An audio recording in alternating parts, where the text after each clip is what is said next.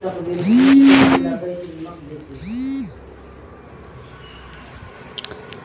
التبرزی فی البیوت۔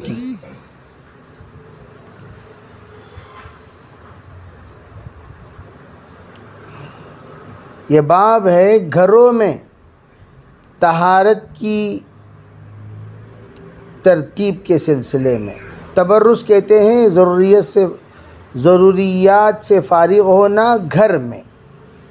جیسے کہ میں نے بتایا کہ آپ علیہ الصلاۃ والسلام ایک طہارت خانہ بنائے تھے جس میں آپ ضرورت سے فارغ ہوا کرتے تھے۔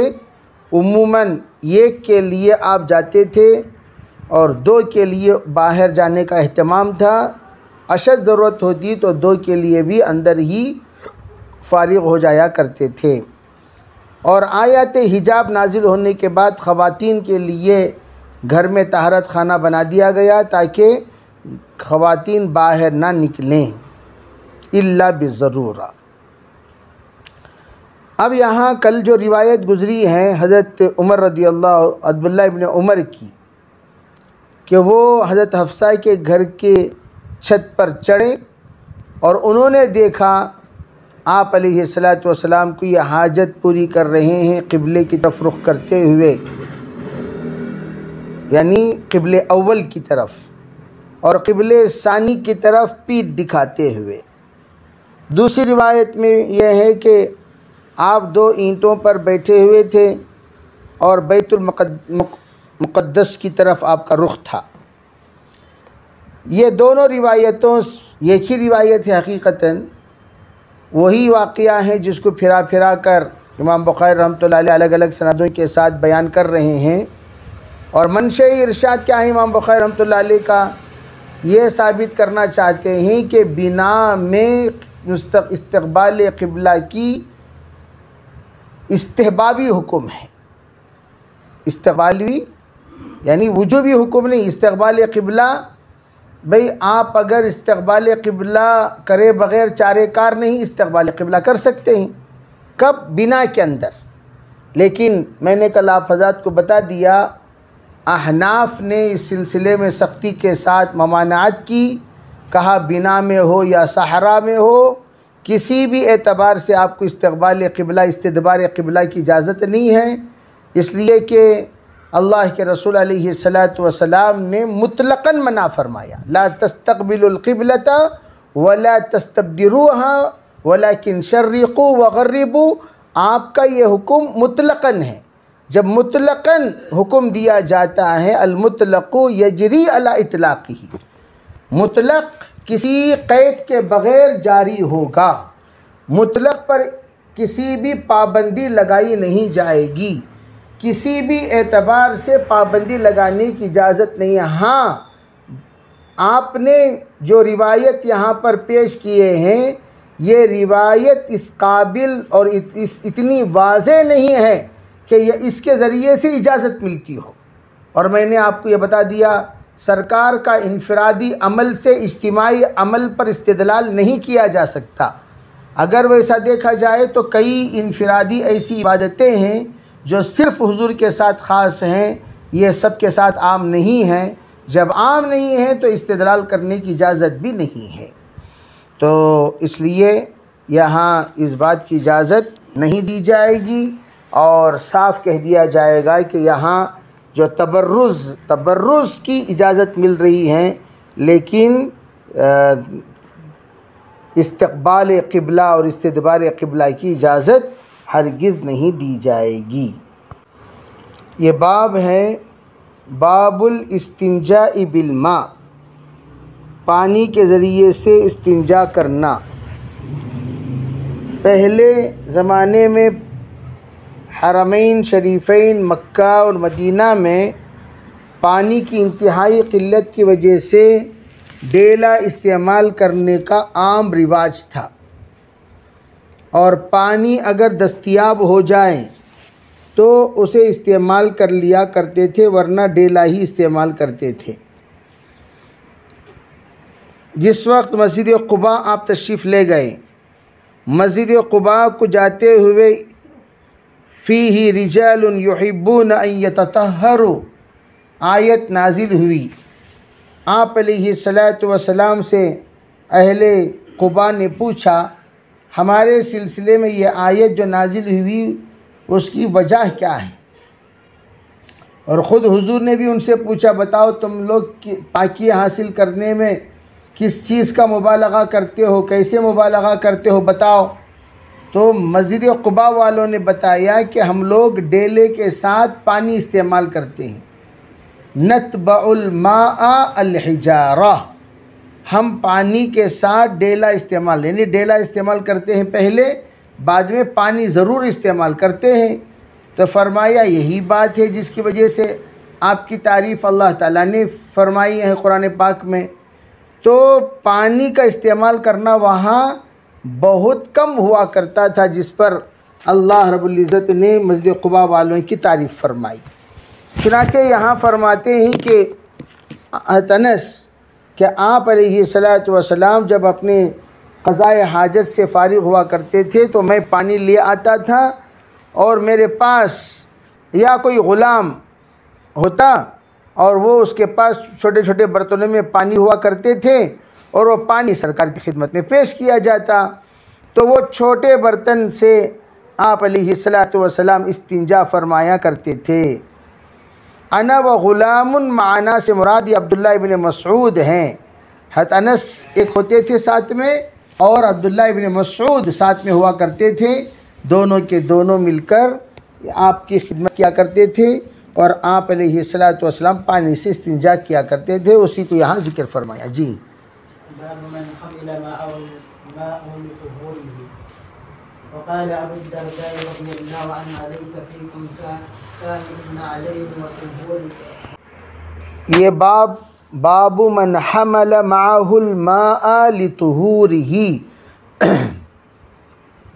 کوئی اپنے ساتھ پانی لے طہارت حاصل کرنے کے لیے۔ تو پچھلا جو باب ہے اسی کا یہ تتمہ ہے۔ گویا جب کوئی جائے تو اپنے ساتھ خادم ہونا کوئی بری بات نہیں ہے، خدام کو ساتھ میں رکھنا تاکہ وہ طہارت کی فکر فرمائیں، یہ مسنون طریقہ ہے۔ آپ علیہ الصلاۃ والسلام نے اپنے ساتھ خود بخود خدام رکھے بغیر اجازت مرحمت فرما دیا کرتے تھے اگر کوئی آپ کی خدمت کرنا چاہے تو۔ عام طور پر کوئی خدمت کرنا چاہ رہا ہے تو خدمت کرنے والوں کی اجازت دی جا سکتی ہے۔ اور آپ کے ساتھ یہ دو غلام ہوا کرتے تھے، دو غلام، ایک انصاری اور ایک انس بن مالک، اور ان کے ساتھ برتن اٹھا لیے اور حضور کے ساتھ چل دیے، ضرورت پڑنے پر وہ پانی استنجے کے لیے وضو کے لیے دیا کرتے تھے۔ تو اسی لیے ابو درداء فرماتے ہیں کیا تمہارے درمیان، جس وقت میں یہ بات ہے تابعین کے زمانے کی بات، کیا تمہارے درمیان صاحب النعلین نہیں ہیں؟ یعنی عبداللہ ابن مسعود کے سلسلے میں پوچھا صاحب النعلین والطہور والوسادہ، کیا تمہارے درمیان صاحب النعلین نہیں ہیں؟ یہ سوال کرنے کا منشا حضرت ابو ہریرہ کا کیا تھا؟ حضرت ابو درداء کا، کہ یہ وہ خادم خاص جو سرکار کے ساتھ جوتے لے کر، وضو کا پانی لے کر، تکیہ لے کر گھوما کرتے تھے، وہ خاص انسان کیا تمہارے درمیان نہیں ہیں؟ ابو درداء کا اصل نام ابن زید ابن قیس ہے، یہ انصاری صحابی ہیں، اور یہ خطاب کے درمیان جب انہوں نے عراقیوں سے خطاب فرما رہے تھے اس وقت میں انہوں نے فرمایا، اس وقت علقمہ ابن قیس ان کے درمیان آئے تھے، ان سے کچھ مسائل کے سلسلے میں سوال کیا، تو اس وقت میں فرمایا ارے بھائی تم لوگ کیوں عبداللہ ابن مسعود سے سوال نہیں کرتے جبکہ وہ تمہارے درمیان موجود ہیں؟ کیا تم لوگ ان کی طرف متوجہ نہیں ہوتے اور میری طرف آ کر سوال کر رہے ہو؟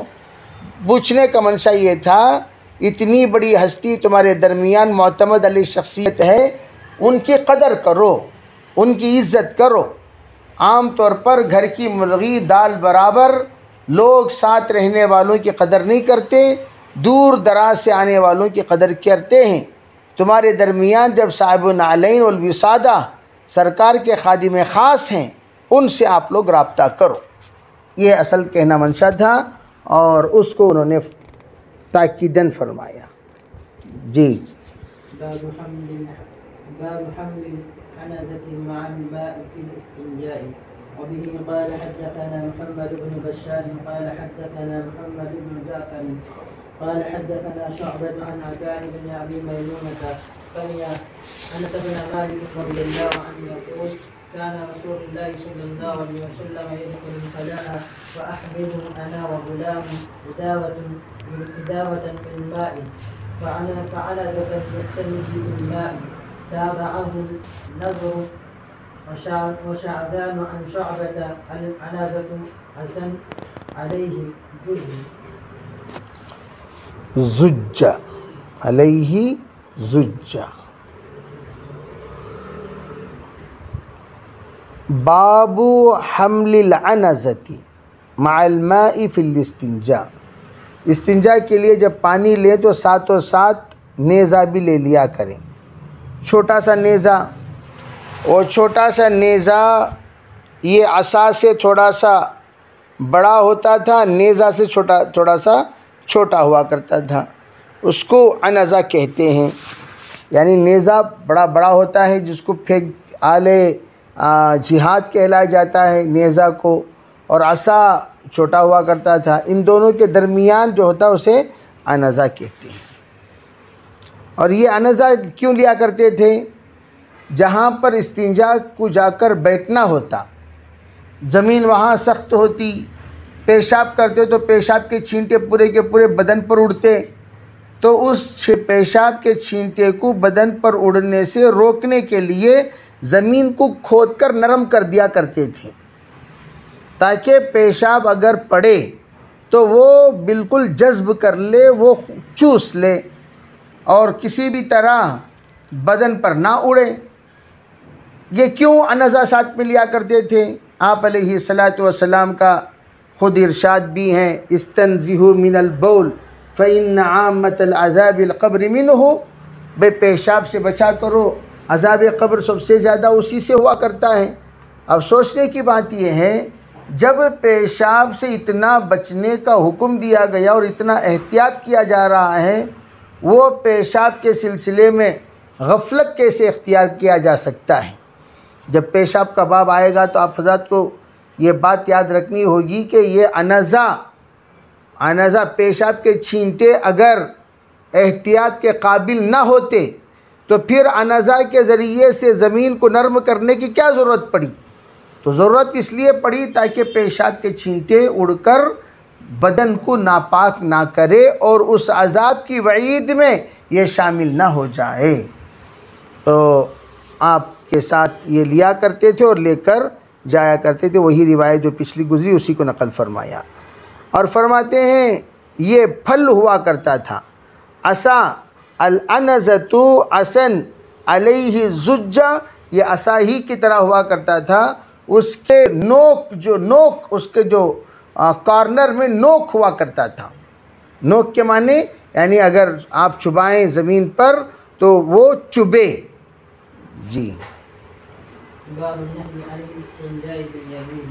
وبه قال حدثنا معاذ بن فضالة قال حدثنا هشام والدستواني عن يحيى بن ابي كثير عن عبد الله بن ابي قتادة عن ابي رضي الله عنه قال قال رسول الله صلى الله عليه وسلم اذا شرب احدكم فلا يتنفس في الاناء فإذا أتى الخلاء فلا يمس ذكره بيمينه ولا يتمسه بيمينه.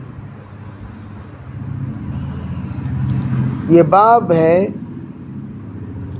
آپ علیہ الصلاۃ والسلام نے منع فرمایا سیدھے ہاتھ سے یعنی داہنے ہاتھ سے استنجا کرنے سے.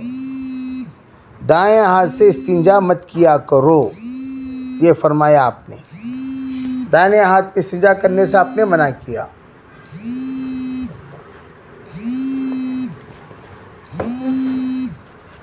آپ نے فرمایا جب کوئی پانی پیے تو پانی میں سانس نہ لے. کیوں؟ اب یہ پانی میں سانس لینا یہ جانوروں کا طریقہ ہے. جانور پانی پیتے رہیں گے، سانس اسی میں چھوڑتے رہیں گے. آپ آکسیجن لیتے ہیں، کاربن ڈائی آکسائڈ چھوڑتے ہیں. آپ پانی میں سانس لیں گے تو پانی میں آپ کے سانس کے جراثیم وہ پانی میں پیوست ہو جائیں گے، وہ پانی میں رہ جائیں گے.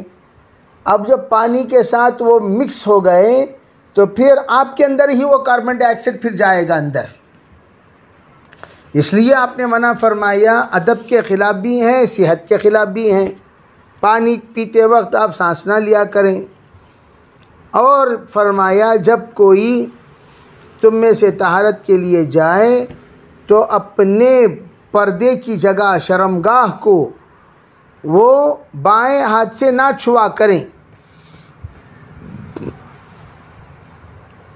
اور نہ ہی وَلَا يَتَمَسَّحْ بِيَمِينِهِ، فرمایا اپنے بایاں ہاتھ سے اس کو ہرگز نہ چھویں. اس کا آپ نے تاکیداً ارشاد فرمایا. گویا چھونا بھی نہیں، ولا يتمسح، استنجا بھی نہیں کرنا.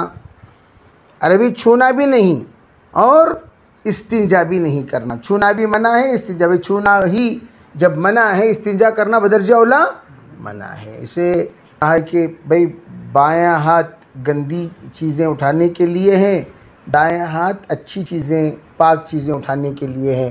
چپل اٹھا رہے ہیں بائیں ہاتھ سے اٹھاؤ، گندگی اٹھا رہے ہیں بائیں ہاتھ سے اٹھاؤ، غلاظت پھینک رہے ہیں بائیں ہاتھ سے پھینکو، طہارت حاصل کر رہے ہیں بائیں ہاتھ سے حاصل کرو. سمجھ رہے ہیں؟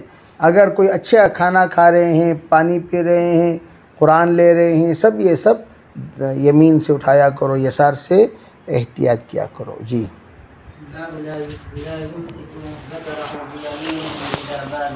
وبه قال حدثنا محمد بن يونس قال حدثنا الأوزاعي عن يحيى بن أبي كثير عن عبد الله بن أبي قتادة عن أبيه عن النبي صلى الله عليه وسلم قال إذا بال أحدكم فلا يأخذن ذكره بيمينه ولا يستنجي بيمينه ولا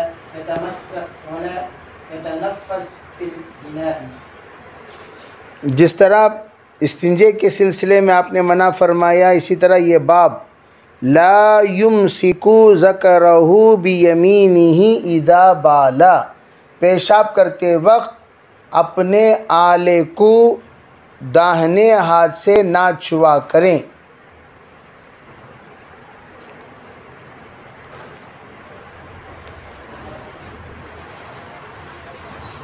اب دائیں ہاتھ سے چھونے سے آپ نے منع فرمایا، یمین میں چھونے سے آپ نے منع فرمایا. بائیں ہاتھ سے آپ کیا کر سکتے ہیں؟ چھو سکتے ہیں. بائیں ہاتھ کو آپ استعمال کر سکتے. پیشاب کرتے وقت آپ کا کبھی بھی یمین استعمال نہیں ہونا چاہیے. تو آپ نے منع فرمایا اور فرمایا اسی طریقے سے نہ استنجا کریں نہ ہی سانس لیا کریں، جیسے کہ روایت سے پہلے گزر. جی باب الاستنجاء في الإحداد. وبه قال حدثنا أحمد بن محمد الاستنجاء باب الاستنجاء بالحجارة جی. وبه قال حدثنا أحمد بن محمد المكي قال حدثنا عمر بن يحيى بن سعيد بن عمرو عن جده عن أبي هريرة رضي الله عنه قال اتبعت النبي صلى الله عليه وسلم وخرج بحاجته وكان لا يلتفت فدنات منه فقال ابغني